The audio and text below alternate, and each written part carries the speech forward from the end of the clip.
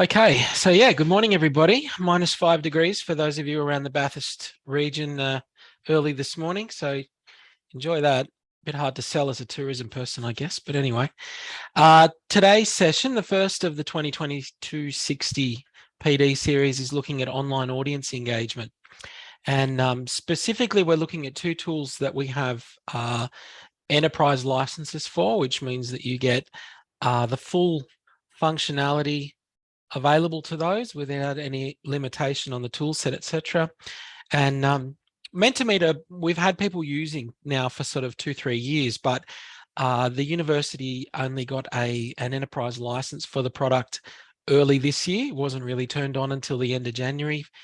And there have been some improvements to the product as well. So we're going to have a look at that and how that works. I'm going to walk you through the tool set itself, how to build within Mentometer, but also we'll look obviously at plenty of activities that I've put together so that we can see how it functions as participants as well.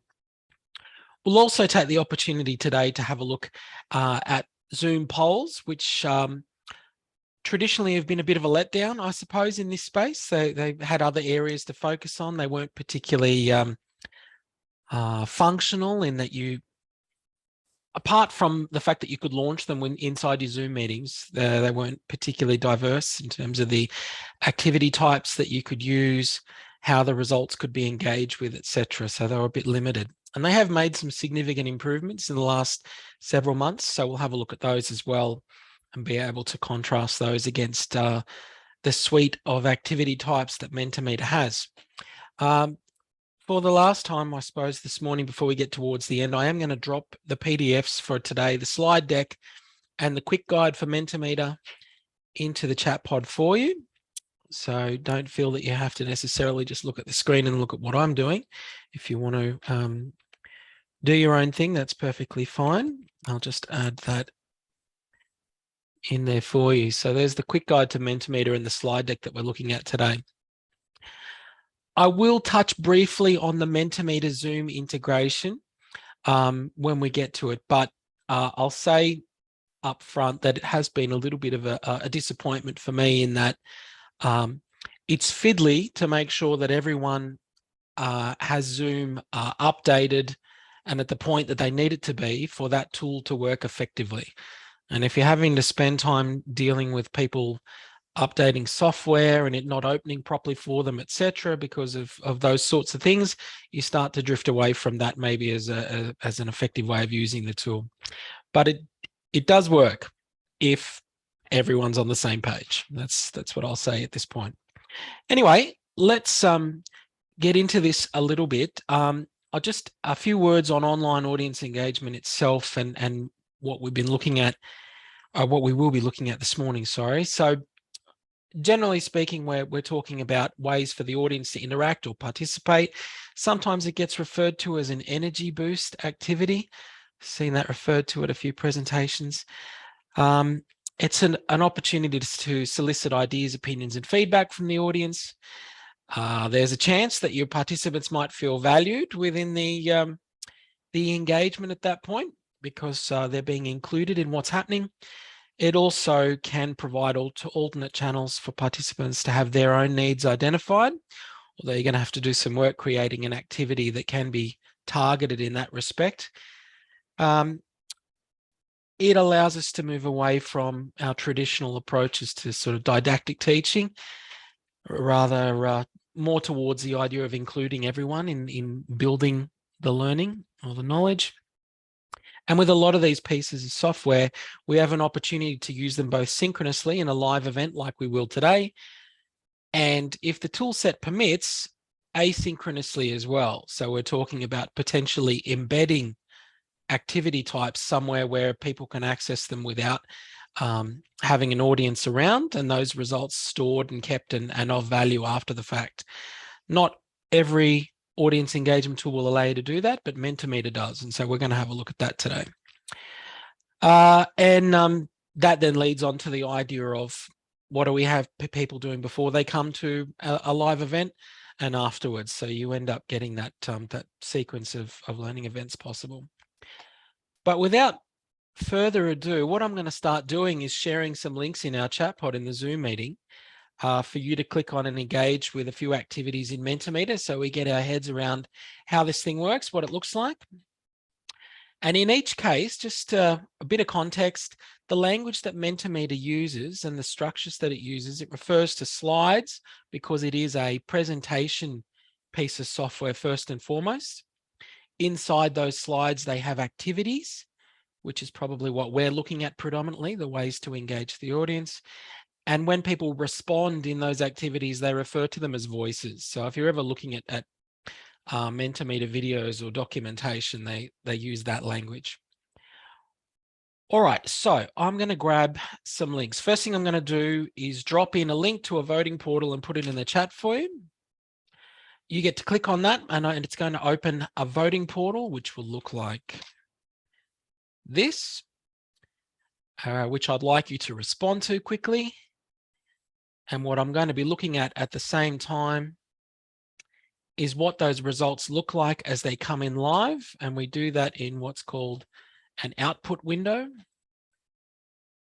which means that as people start to register their responses in the voting portal, they will come through into the activity output. So this one's asking us about a desert island. What are we bringing? People have got the idea very, very quickly. Bringing a friend. Isn't that nice? Yes. So you can see the word cloud actually I would suggest is the most popular of these types of tools that I've noticed to date because people use it both synchronously and asynchronously. And there are sites that I've seen with 200 and 300 student responses registered in them, and they just keep adding to them. There's no need to clear them necessarily because the value of the word cloud, obviously the size of the most common response gets the biggest font, etc., in the central position. So you also get an indication of popularity of certain types of responses. Okay, so we got 6 responses down here. Our output window also has a reveal image, which I can hide or not. I can choose to conceal the results by hitting S, and then when I'm ready to reveal those, I can do so. And we'll see that it keeps updating live as people contribute to that. That's a word cloud. Probably the easiest and most popular Mentometer activity, and people engage with that quickly, works equally well on a mobile device, etc. And all we needed for that was 2 links, a link for the audience to get involved, you share in your Zoom room, and also if we want to look at the results as they're coming in, the output link. All right, so we got the idea pretty quickly there. Yes, your Moscato is very important, Nicole. Sorry, I should have given it more attention. All right, so here's the voting portal for the second one. Different activity type. And again, I've put the link for you to vote into the chat pod, and I will open up the results window. This time around, I have a reveal image covering up our answers and the question you've been asked to respond to.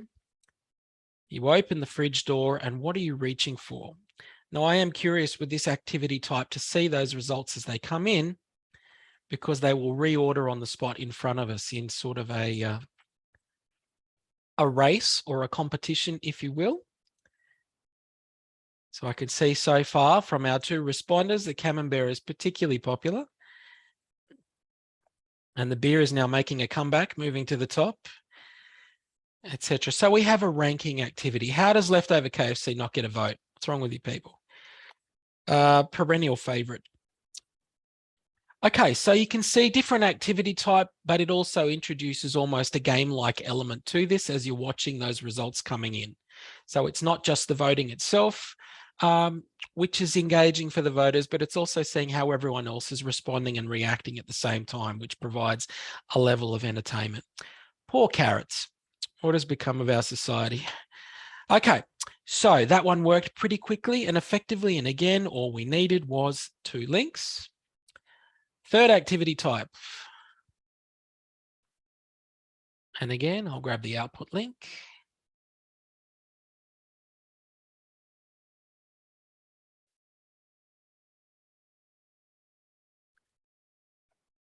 This time round, my reveal image from Scarface, asking you about home offices and how you feel about them. What would you like in terms of your priorities? And the voting portal this time round is slightly different. Did I change it? I feel like I did. Let me open the voting portal and have a look myself. Yes, this time round, we've been given a scale in terms of how we respond. I'm going to remove my reveal image. I can see I've got one responder. And as people's votes start coming in. So a traditional Likert scale, if you will, with that language in the continuum moving from one extreme to the other, you get to customize and identify what each of those values look like. We'll have a look at those in a second in the back end, how we get to this sort of activity. But we can see it will also give an average of the results as they're coming in. And again, we'll see some sites in a little bit that have these activities permanently embedded in subject sites for students to basically look at self-evaluation of certain skills, etc., where they can put a rating about how they feel about things currently, and then they get asked the same again later on. They absolutely can, Sonia. I've just put in some fairly generic type questions just to demonstrate that. So 7 responses in there, and you can see that it has averaged those out and shows those sorts of waves. This type of activity also very popular and completely customizable in terms of the language used, how your continuums work, how many steps or notches can be used in the scale. Very easy to do. Okay, different activity type again. We won't have too many more of these. Also, please don't be shy today. If you want to come off mute and pull me up and ask me particular things, by all means do so. This activity type that we're opening now, we'll look at the output window.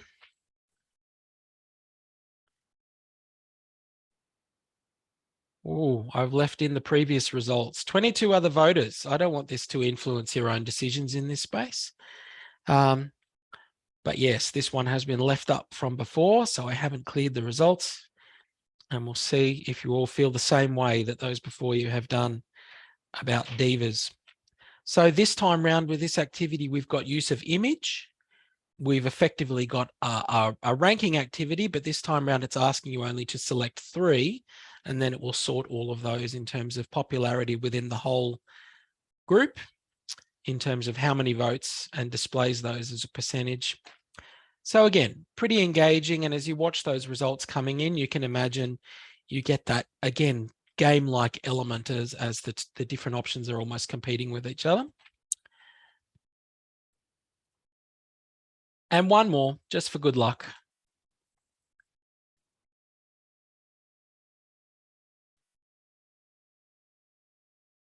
And I'll grab the output window for activity 5.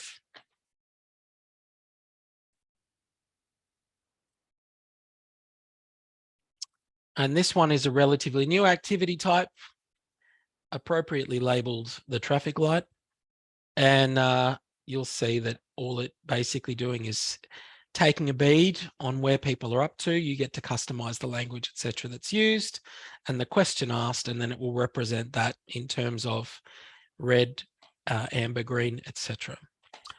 All right, and everyone's managed to respond to each of those very, very quickly. And we have our icebreakers effectively, or our way of tying together different parts of your delivery. And we've gone through 5 activity types in Mentometer very, very quickly inside the room. So thank you all for taking part in those. This is a relatively new addition, the traffic light. There are a couple in there, and I'll definitely encourage you to have a look at those. And what we're going to do now is actually have a look in the back end of Mentometer, so we can see exactly how easy that is to create these types of activities. The cheat sheet that I gave you the link for, or the file for previously, there's also a link to it within the slide deck. It's pretty long. And the reason for that mostly is that it goes into descriptions about each of the activity types. So the last sort of 6 or 7 pages on it it's looking at those activity types. So you don't need to really look at that if you already are familiar enough with what they are. I'm going to start by looking at the Mentometer base page, which is at mentometer.com.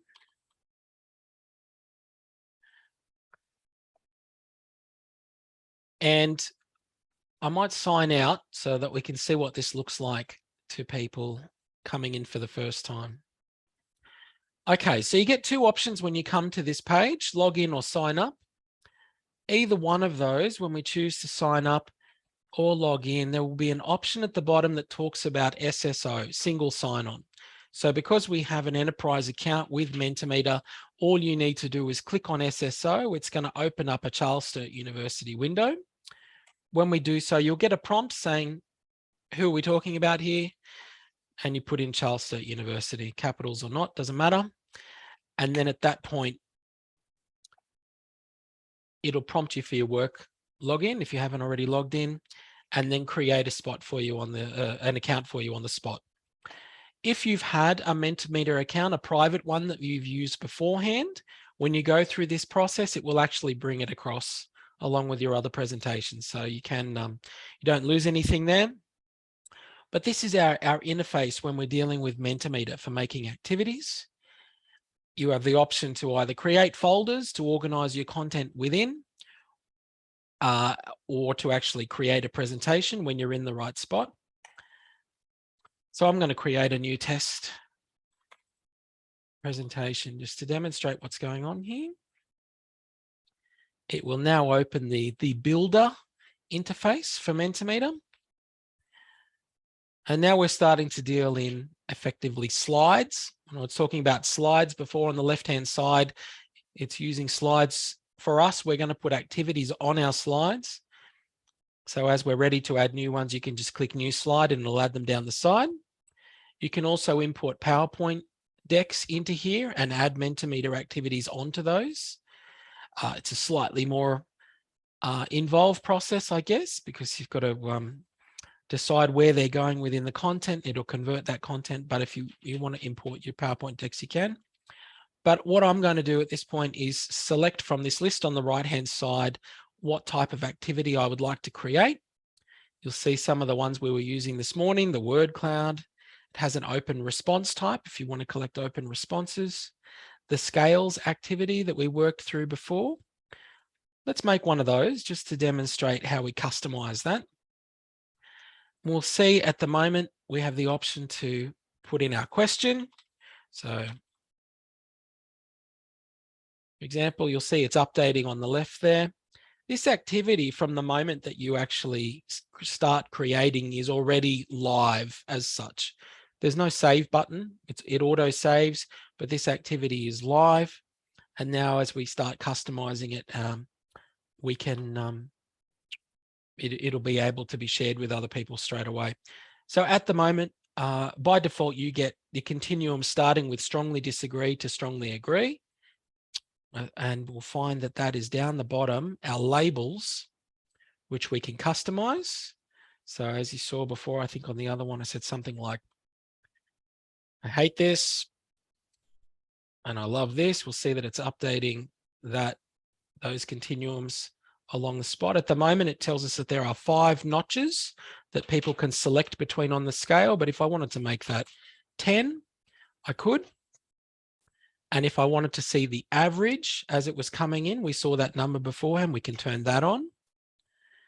Do you want participants to be able to skip individual statements on there? And then we can start customizing them. So apples, oranges, pears, etc. And you can keep adding those. I think they recommend with this one about 8 as your maximum really for space on the page for statements. If you want to have an image that sits as that kind of cover image or reveal that I was using before for some of the output pages, you can add one there. You can also represent those results within a spider chart, which, to be honest, for myself, I just find a little confusing, but you could have a play with that. Yeah, that activity really is just about ready to go. without any kind of tweaking of things like fonts and colors and other things, you'll notice that at the top of the screen, there is an instruction. And that's because this software, first and foremost, it was created for live audience engagement and, in fact, face-to-face audience engagement. So if you imagine someone sitting in front of a projector screen, for example, with a live audience in front of them, all with their mobile phones, they put the activity up and then the audience is told, get your device out and do this. Go to this website, put in this code, and away you go. So it can be used for face-to-face cohort delivery as well as online groups. Because we're in a Zoom room and a lot of us will be in Zoom rooms, you guys didn't see this instruction as such because I removed it. I gave you a link directly to the voting portal and I brought up the output screen. So there's always that choice about how you want these to appear. But that's what that instruction is intended for, face-to-face groups. Now, if we go back up to the top of our creation area, on the right-hand side, there's another tab called Customize. I'm just going to click on that for a moment. We get a few more options. These activities are open and able to continually be used until the point where you close the voting. So most people never think about doing that really, but if you need to stop it for some reason, you can come in the back end and turn off voting from the activity. The instructions bar being referred to is this thing I was just talking about. You'll see that it disappears. And as well, if you don't want the audience to see the results, you can hide that. I would probably suggest that you wouldn't be opening the output window if you didn't want them to see the results. So that seems a bit null and void to me. But anyway, you can hide the results as such until you're ready to. And then there are some more options to do with how the layout's organized, etc. But I've never really spent that much time with making Mentometer activities that I got to the point where I wanted to start working on font layouts and colors and things. I just was creating the activity and getting it distributed. And speaking of which, let's look at how we do that. Up the top here, we have two buttons, one of them being the share button, one of them being the present button. The way that I was presenting, again, was giving you links to things. So I don't really need the present area from my point of view, but I am very interested in the share area. We have three tabs. Let's start right in the middle here. Participation tab gives us the link for people to vote. So I can copy that, for example, and give it to the audience, as I have been doing with these activities. Above that, it refers to a temporary voting code. And that's because those instructions that we're talking about for a live audience across the top, the number to engage with that only stays valid for 2 days, and then Mentometer will automatically generate a new one.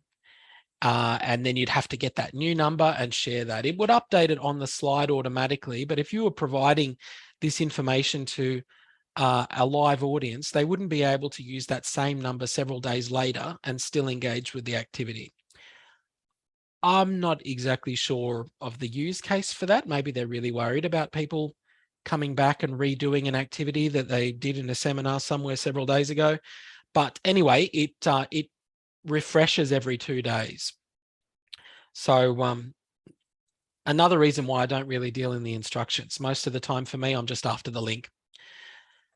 All right, the next part we want to look at, apart from the voting code, is also the presentation itself, or the output of those results as they come in. Here's the link to the results. So again, I can copy that. I had that in my slide deck beforehand, but if I open that in the new browser tab, there's our live activity. And as people start coming in and voting on things, for example, if they were to do that, we would see this update on the spot.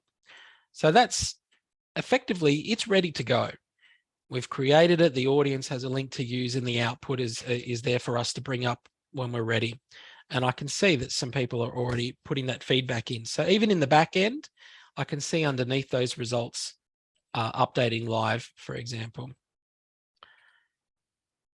The last part I want to show you in this section, in presentation sharing, is this tab, Embed Live Results.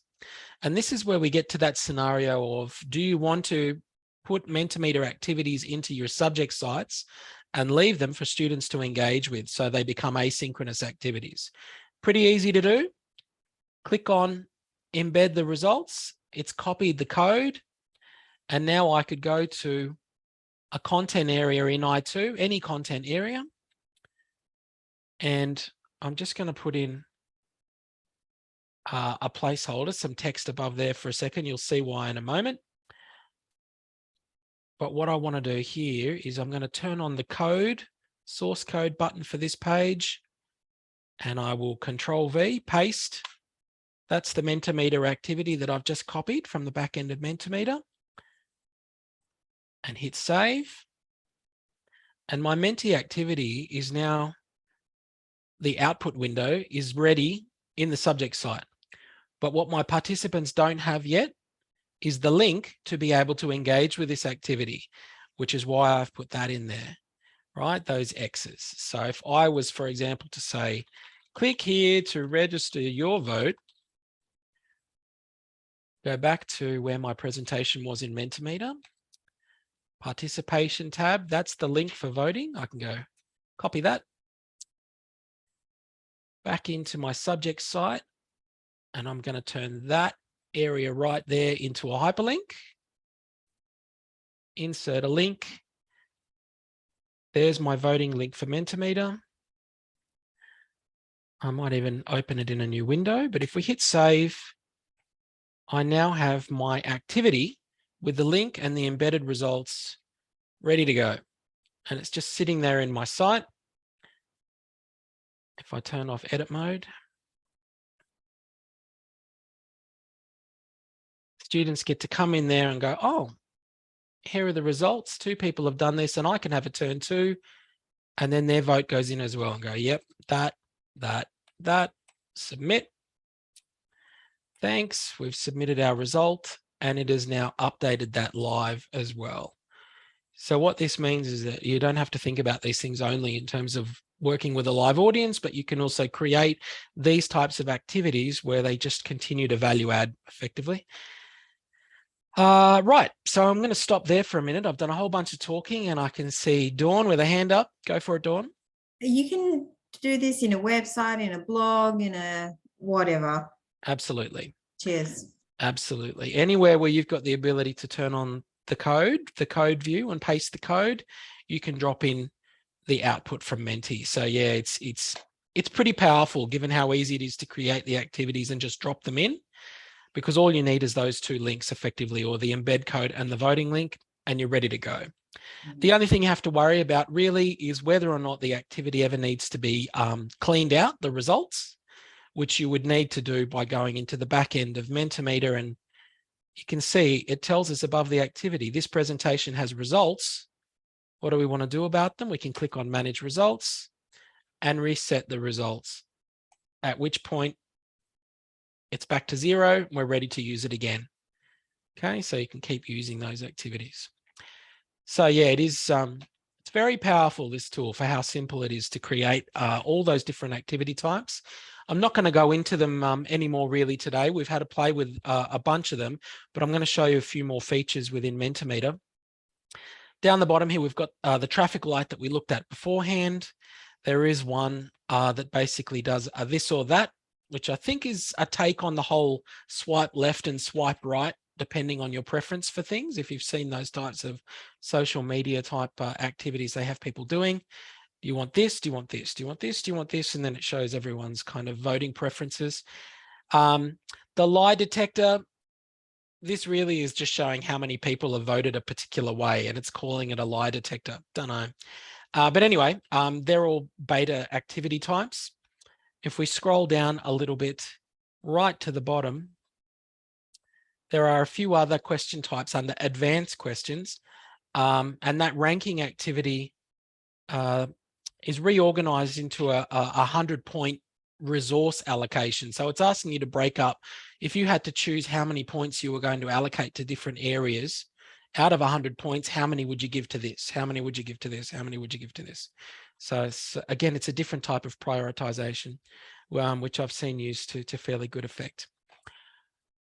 Before I move out of this slide area, I also point out, as we said, if we want to add subsequent activity, we can click new slide, and then it asks us to check on the side what we want that one to be. So just for the sake of this, I'll say, right, question and answer.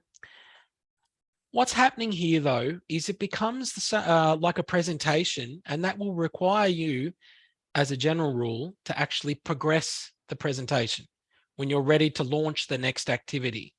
It still requires some agency from the presenter to go, right, we're on slide 1. How do we move to slide 2 or the next activity?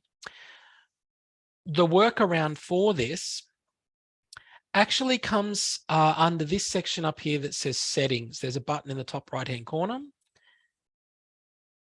And it's important, more than anything else, it has a question around presenter pace or audience pace.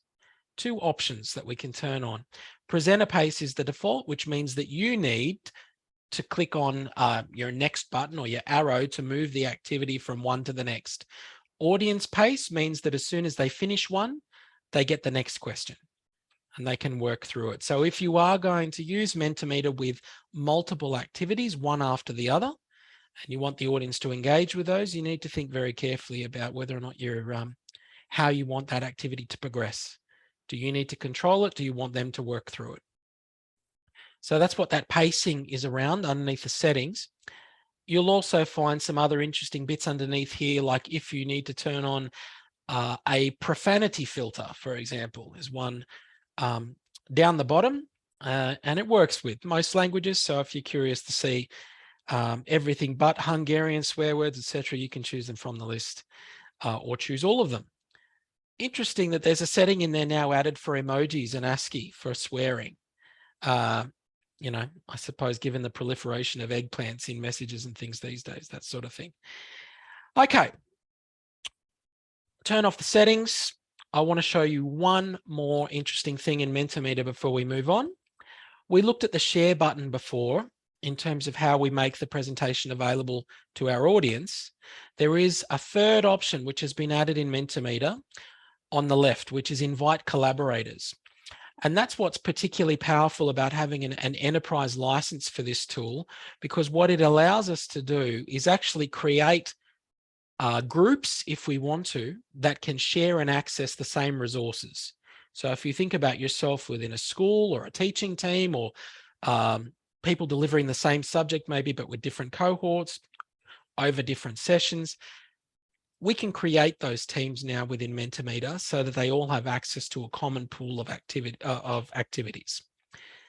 This level, when we do it, we launch it from the activity itself, is you adding in additional people into that space. So if I wanted to turn around and say, well,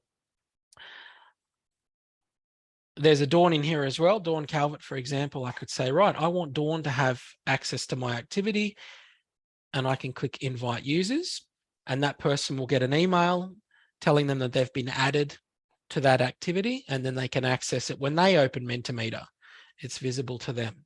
It's not a duplication of the same activity, it's the same file. So that has, I suppose, an element of risk to it if you're worried about them deleting it or changing it, but it's working with the same file. For this to actually work, they have to be registered with the tool, which means they have to have signed up using that single sign-on process that we talked about. When we sign up or log into Mentometer, clicking on single sign-on, you have to have done that at least once. That's the only limitation. So if you've never used the tool before, the person you want to access it has never accessed it before, they're not going to be in that list. Right now, the uni has about 200 people or so that are within this register. But yeah, if you want other people to get access to this, they have to just sign in to Mentometer.com using that single sign-on, and then you'll be able to add them from there. So that's the collaboration aspect from the activity. If we go back to our launching screen for Mentometer, when you have a folder that you create, if you want to make that folder available, I tell a lie.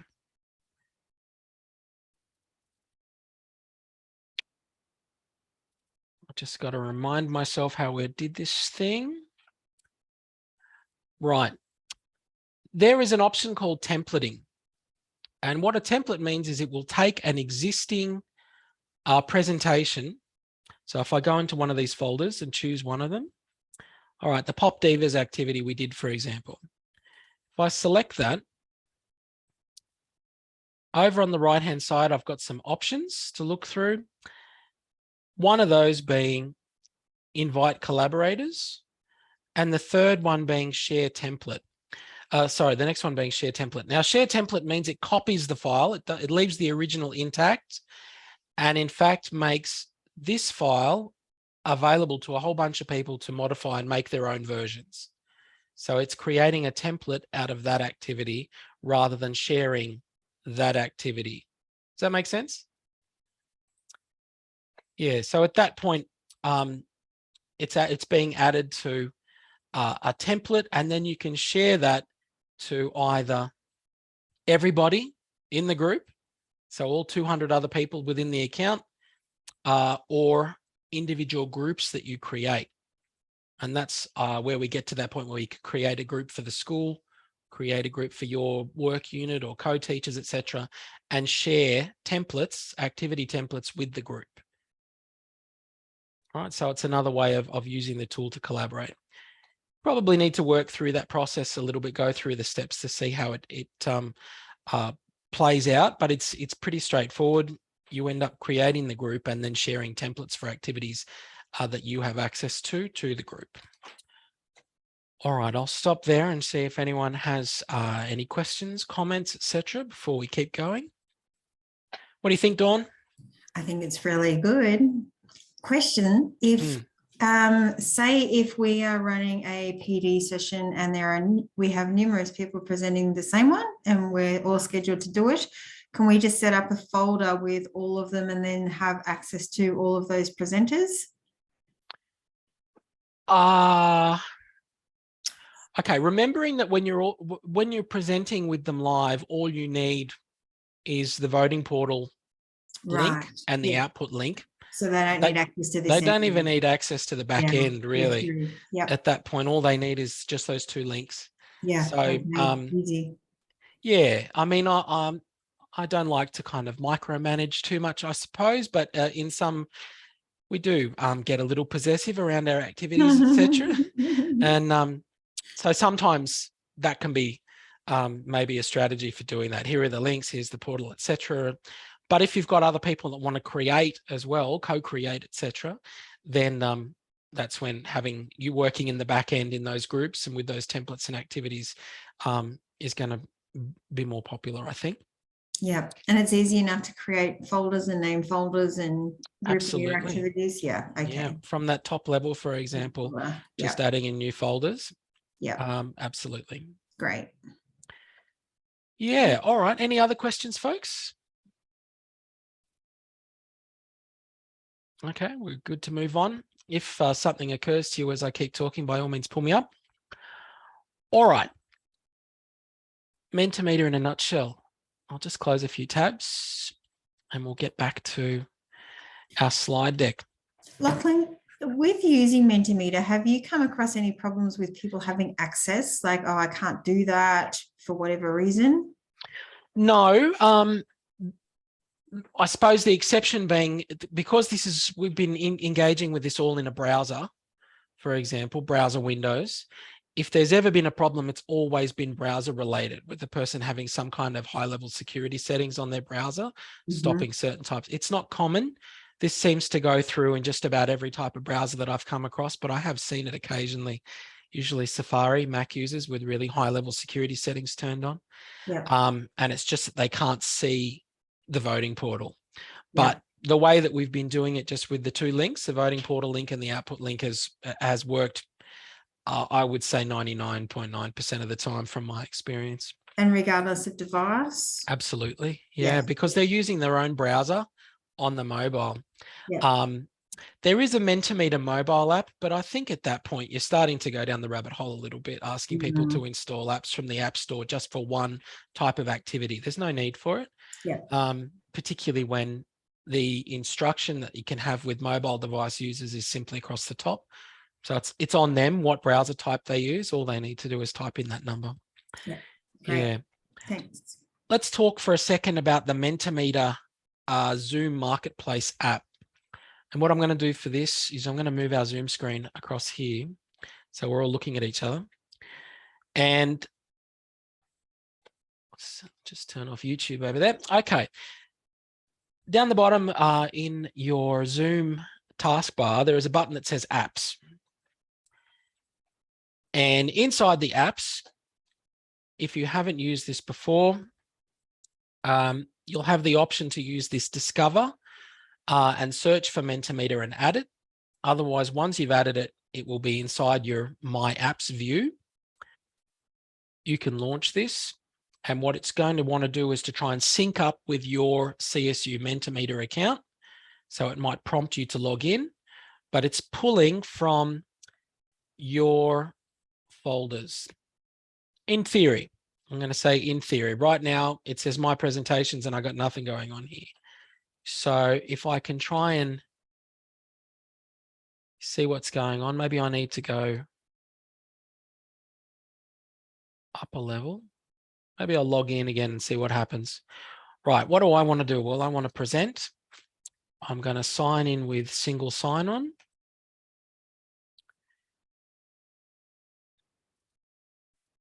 I'm going to log in. And it's telling me that there's a verification code that it's going to send to me. See how this is already too much trouble? I'm bored with this process already. So I get a verification code. Fantastic. Copy that back to Zoom, into here, paste the code, log in. Now what's it going to do? Right, there are all my folders in Mentometer. If I go into one of them and say, okay, there's an activity. And now there are 3 steps to using the application. It tells us to invite the audience that we want to use this, which is actually not the first button, but the second button. Doesn't make much sense, but anyway, we'll go with that. And I want all participants to be able to take part in the activity. Now, all of you will get a prompt around your chat pod area in Zoom. Have we got a prompt? I'm seeing some nods. And that prompt will generally lead to you either needing to install the Mentometer app to take part in the activity. Or if you've already got it, you'll be able to engage with it. Then it tells me the next step is to share, which is back to the first button. You can see this is it's just not quite well thought out. It's now need for a code, enter a code to vote. Right. Does that mean that the activity I've got is asking for a code, or it's asking for a verification code? See, I think at this point, I'm willing to kind of call time on it. It's annoying me a bit too much. And can you see yourself doing this with your students? You know, at 8 o'clock at night, it's just too much trouble. That's why copy the link, give them the voting portal link, and we'll wait for them to come up with a better interface for this. Not to mention, me getting out of this is quite problematic. I'm going to stop sharing my screen for a moment. And I will close the Mentometer app. Get you all off the screen, and we'll go back to sharing our screen again. So yeah, unfortunately, whilst there is a Zoom integrated Mentometer app, it's just too fiddly compared to the alternative of creating them and just sharing a link and saying, click on this in the chat. So moving right along, let's talk about Zoom. This is probably becoming a more popular angle for people not wanting to work in third-party applications and just using the tool they're using for recording, delivering, etc. And again, what I'm going to do at this point is I'm going to move my whole Zoom interface across so you can see what I'm doing in a second. But there's a few points about using Zoom polls. When we try and create a poll, you can do it in 2 places, one being in the back end of Zoom, our Charles Sturt University Zoom portal, charlessturt.zoom.us, sign in to the Zoom portal, and we make our polls at the meeting level. They're not saved centrally, so you can't access a poll that you've created in one place, one meeting, and you launch it in another. And I can see some indicative responses from the audience about how effective that is. It's a bit annoying, really, but if I go into one of these meetings, for example, today's meeting, scroll right down the bottom, there's a section under polls and quizzes. And we have an option to, here's one that I've already created. I'm going to launch that in a second in our Zoom room. But if you want to create a Zoom poll before the meeting, for example, you would do it in here. You choose between creating a normal poll or a basic poll. And if I click on that to progress, I have to hit next. And then we get a choice between single choice, which is an interesting wording for this, versus multiple choice. And what it's actually getting at is a multiple choice question with one answer, single answer, versus multiple answers possible. So I guess the wording that they've chosen for what this is a little misleading. But basically, that's all you can do with a basic Zoom poll, is a multiple choice type question or a multiple choice question that allows for multiple responses. Bit bland. I'm going to cancel that, go through that process again, but this time around, we'll have a look at advanced polls. And again, that's new, right? It is new. Mm. And it is pretty decent because underneath our activity types now, we get a bunch of different activity types. And I've got a couple ready for you to have a play with in just a second, but particularly things like matching activities where you're asking people to position where their responses go, ranking, similar to what we were doing in Mentometer. It looks a little different, but again, there are some affordances with just being able to launch one of these things on the spot in Zoom. You also get, and this is something people have been crying out for, open response type polling surveying tools. And that's arguably something that people have wanted rather than just using the chat. Put your responses in the chat to the particular type of activity. We now have a poll type which will capture those.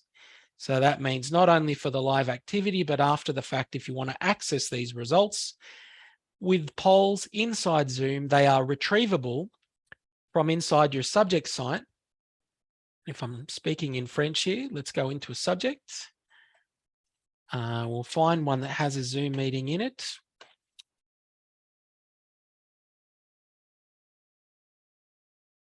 We'll jump into this one that was in session 30. I'm going to go into the Zoom online meeting LTI, the Zoom app that a lot of people use for their delivery. And the reason I'm doing this is because once it launches,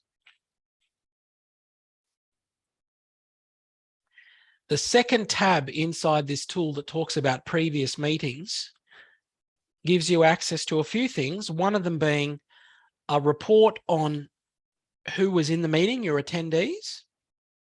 And another part to the report is a poll report, which means that your responses captured in the poll run in the Zoom meeting are also captured here. And this can also be exported as an Excel file, for example. So what I'm getting at is the responses that are happening in a Zoom meeting within a poll can be captured if you want that data inside Excel. So, I mean, you're going to have a specific activity in mind to get to this, to go to these links, but as long as they're in the live meeting, the information that's captured in your Zoom activity, your Zoom poll, can be located after the fact, is what I'm getting at. All right, so we've got short answers, long answers, a close activity at the end there, fill in the blanks, and again, a Likert scale type activity rating scale. Now, I have a couple that I have created beforehand, so I'm going to actually launch those in our meeting. So what I'm going to do is drag across our whole meeting. We can all look at each other again. I'm going to go down the bottom to my taskbar. We'll have polls visible here. If you can't see it, then you click on the More button, but it's only going to be visible to the host of the meeting. Now, if you want your co-host to also have access to this, I'm going to just show you the back end of Zoom. Our settings for the meeting, when we create a meeting, I'm just going to edit this one. I can't edit it because it's live. Let's go to a different one. If I edit this meeting, here's our Zoom setup. Under our options, right at the bottom, allow alternate hosts to add or edit polls. So there is a way for your co-hosts, your alternate hosts, etc., to get access to polls and to manipulate those, but it's right down the bottom underneath alternate hosts. Okay, let's do some of these. Polls. And here's one that I made before. Only the host can see this at the moment, unless you're sharing your screen like I am. I've got 2 questions in my poll. I am going to launch that poll, so you will get it in front of you. If I move this screen off. Again, the results are not visible to the audience unless you happen to be sharing your screen. So it's given you what I'm assuming is the voting portal and your opportunity to engage with both of those questions. I can see results starting to come in. So the first activity was a ranking activity with 3 options, which I suppose is similar to a Likert scale for me rather than ranking as such. Can see those results coming in myself, but the audience, technically, if this was on my screen, you can't see it. So the live results aspect, this is a letdown I feel for this tool. I want the results to be seen coming back in real time, the way we were doing with Mentometer. If I want the audience to see those results, I have to end the poll and then share the results. If I look at the second question that was underneath, and I can see that a bunch of you have completed that, 7 of you, it was a matching activity. If I end this poll, I can click on share results. And now in theory, yeah, Sonia, I'm inclined to agree with you. It is a bit clunkier. Its affordance, I guess, is simplicity, I suppose, in that it's in the one interface and those question types sit there. And as long as you're not having to spend too much time making those activity types work for you, there's more than there was before. It's better than it was before. But if I'm having to spend more than 5 minutes on this, I personally would prefer to use Mentimeter. That's my preference. Yeah. Any other feedback from the group about Zoom polls? I think that's a great step forward, actually. A number of times I've wanted something and it's still easy to set up, isn't it? Yeah, absolutely. I think it's sort of those peripheral issues, like the fact that if I create a poll in here, I don't get access to it in my next meeting, my other meeting. I've got to create it again. That's a bit annoying for something that I'm probably going to want to use lots of times elsewhere. You can save it as a template, which keeps all your polls, Lachlan. A template save, she says. Okay. Because with the induction, I repeat the same poll, so I don't have to. I save that as a template, so I don't have to redo the polls every time. Done in the creation process when you create the okay. Yeah. Let's have a look at that, shall we? I'll go into a meeting, scroll down the bottom. Here is poll. And we'll create one of these. Okay.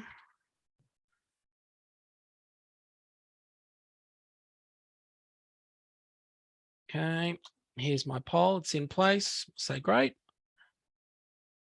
Poll sitting there. Option over on the right, duplicate or delete. Save as template. Yep. Is that saving the Zoom meeting as a template or the poll? No, it saves the whole thing as a template. What whole thing? So the entire meeting. Ah.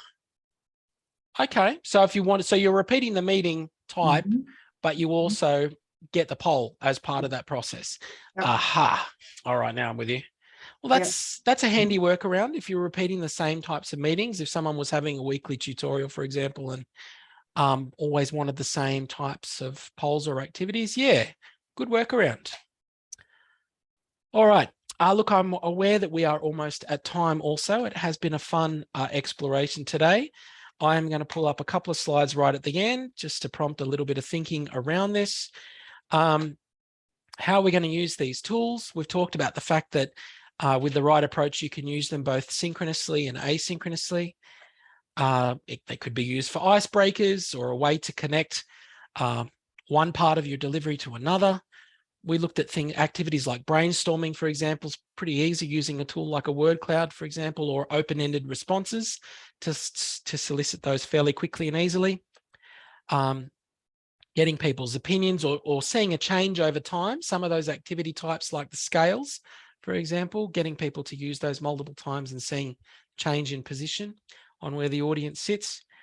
A few tips and tricks in this space. I think I'm probably preaching to the converted to some extent here. Test run it yourself to make sure the activity works the way you intend it to work. Some of those, particularly the Zoom advanced polls, I found I needed to run them several times to make sure the activity looked the way I thought it was going to work. What they were calling was a ranking activity. In my head, wasn't a ranking activity. It was a scale type activity. So yeah, you do need to run through it yourself and make sure you see how it appears. How do you want it to work in terms of those providing codes to people or links? Organizing your folders and activities is pretty obvious. When you start to have hundreds of these things, if you've got them all in a list without folders, organizing them in the back end of Mentometer, it's going to be a problem. Sometimes, and I'm afraid I'm guilty of this as well, we run through our activities very quickly and you get feedback from audiences that they didn't have time to engage or respond. So obviously time to interact, but as well, you don't want to be overdoing it. There's a point there about images. I probably would say that there is a fine line between images being engaging in an activity and being a gimmick that maybe is more of your time spent than was necessary. So thinking that you need to add an image always to every type of engagement activity, I would probably disagree with. I'd say some activity types benefit from having an image and others you really don't need them. So just because the tool says you can add an image doesn't mean that you necessarily should. And I guess make sure you're across how you want the information after the activity captured, if at all. So if it's, for in situ activities and you're not too worried about those responses after the fact, fine. But if you do want that information collected and used for another purpose or shared elsewhere, there are some strategies to put in place with the type of tool you use and how it's provisioned. And I think that's all I got for today. So I will stop sharing. And thank you all for coming out for the first of the PD series. And I hope you all have a great teaching session ahead.